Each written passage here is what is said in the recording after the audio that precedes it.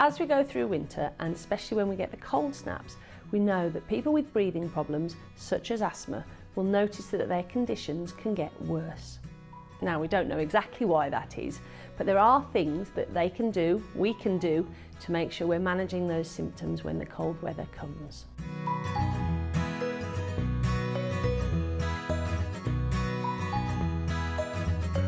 So if you do have a condition like asthma and you've got a reliever inhaler, that's the blue one, make sure you've got it with you at all times. If you've got children who go to school, it might be worth asking your GP for a spare one to leave at school so they can't leave it there at the weekends. If you've got a preventer inhaler, which might look like this one, it's really important that you take it as you've been told to by your doctor or the asthma nurse. It's also important that you go for your annual asthma checkups so that you can be sure you're on the correct medicines, the correct inhalers for you. Another thing you can do when you go out is to wrap up warm. Use a scarf to cover your throat so that you don't get any cold air going directly into your lungs. Another thing that's really important for people with asthma is to make sure you get your annual flu jab. It's free on the NHS because asthmatics need it. Flu can be deadly for people with asthma.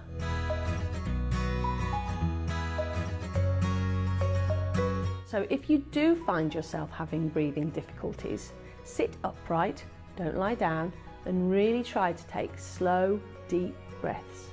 I know that it is distressing when your breathing gets worse, but trying to remain calm will help. Panicking will make it worse. If you do have a reliever inhaler, which is usually blue, take a puff every 30 to 60 seconds, up to 10 puffs.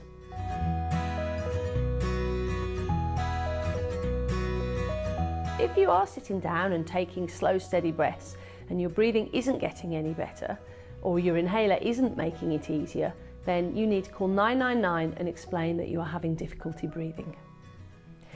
If your breathing does get better, but you are having several episodes with breathing difficulties, or you feel that something's not right, then you should call your GP surgery and explain what your symptoms are.